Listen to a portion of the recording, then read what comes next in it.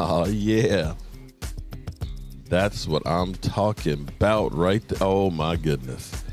Hello, friends. Mark Holmes here, of course. Joe Boo's not here at the moment. He's taking a nap, getting ready for the draft. I don't know how you're feeling today.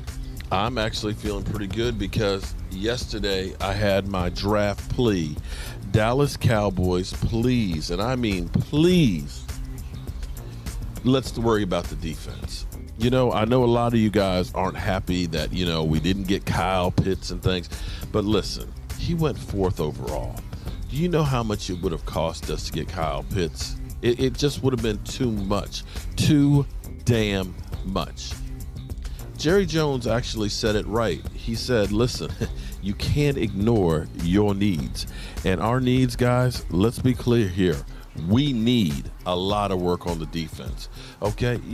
We can sit here, and I hate to get rid of my draft music, but we can sit here and pretend that we're okay as long as we can just score, 40 points every game. Well, some games, that's just not going to happen.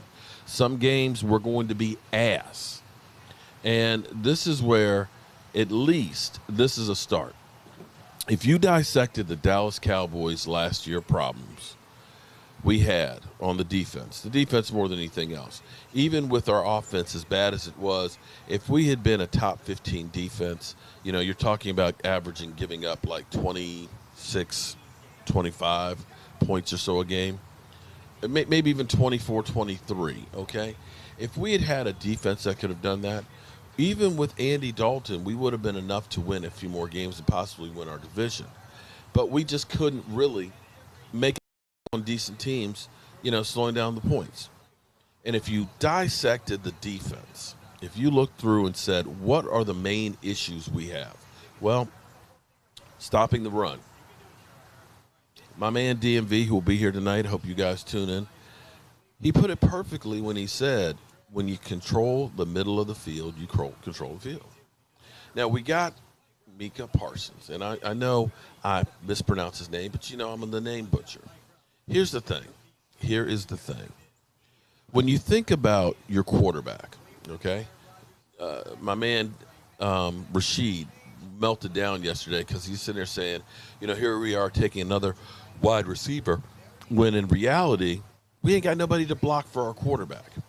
We learned that back in the 2012 or 2010 or so when we drafted Tyron Smith and Travis Frederick and Zach Martin, that you need that offensive line for your general to keep them upright.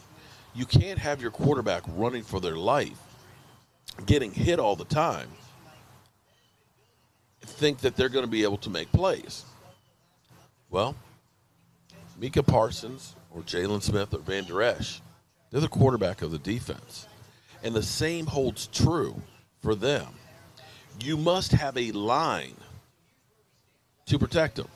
To get a great linebacker, and that linebacker is constantly taking on the guards, you might as well have not taken him. You must, excuse me, I lost my voice last night. You must, and I mean you must, concentrate on the idea and the concept of having a defensive line that can keep those guys clean in the same way your quarterback does. All of this stuff that we've done thus far, I'm happy. We've got the 44th pick, the 75th, the 84, and the 99th. We could take two of those picks and trade back up into the second round. If we can just get two outstanding players, two starters in the second and third round, and mostly that's where everybody looked and said, this is where the value really is. This is where the playmakers that you can find. This is where you're going to get people that can make a difference on this team. And I believe that we have a great opportunity to really get this defense turned around with some young talent here if they can get it together. But to me, here's my second plea for the second day. I beg, I pray, I hope, I swear, we need the one technique guy. I don't know how many times I have to say it over and over again like a broken record. If you do not get that defensive tackle is the guy that'll push that pocket, that'll make Aaron Rodgers, wherever he ends up being, having to not be able to step up. D-Law, Randy Gregory, they will feast if you can get that guy that can put that pressure in the middle. That guy in the middle that'll clog up the middle will make it harder for them to run because they won't be able to run up the middle. He will take double teams on. See, you got to understand that one technique guy is not a defensive tackle. It's a totally different mindset. You get him and let Micah Parsons roam out there unmolested like a quarterback. The wind is blowing. I'm getting dust in my eyes here. Hopefully we're not hearing the wind in this. So this is kind of a test because right now, we're getting like 30, 40 mile an hour wind gust, and that's one of those big gusts right there. But I don't think I'm not hearing the feedback too much here, so that's good. The television acts as a little bit of a buffer. But if you can get that guy to clog up the middle, Parsons will feast. And you won't have to worry about trying to stack the box, which means your safeties can help cover.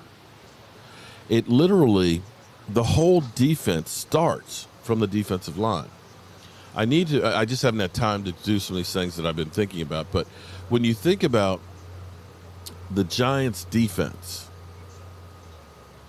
they've never had like Hall of Fame cornerbacks. When the Giants have always been good, it's all come from that defensive line. Every single time. When you look at the Eagles, when they finally won the Super Bowl, it came from the defensive line. And that's where the Eagles' actually strength was, getting guys like Fletcher Cox. So I'm hoping that they will focus in tonight with these 3 picks. Get yourself another offensive tackle. That's cool. Get yourself a safety and a defensive tackle. That's how I would attack it. And if it means that you need to package up 2 of those picks, 2 of those thirds, and move back up in the second, so you can get a lights-out player, hey, I'm okay with that. But I need 2 starters from tonight. I'm hoping and praying that's the case. I definitely want some beef. And I've got some surprises for you guys tonight. We definitely gonna feast. I hope you guys enjoyed our show last night. I'm still getting my even keel on. I've got to go do some prep work and stuff in the kitchen for tonight. But we're gonna kick off at 6:45. I'm going to post the link for the video chat. Again, it was a little bit of confusion. I made a few mistakes last night that I'm hoping that I will have corrected tonight, so that way the experience will be even better. But shout out to everybody that's here. Hopefully I have some time to do some analysis. I got to get my man David Wiley, the chef, up in here. But we're going to have a ball tonight. So I hope you guys tune in. And as always, Mark Holmes here. And as always, I want to thank you all for watching, commenting, subscribing, and being part of the Joe Boo Sports Report.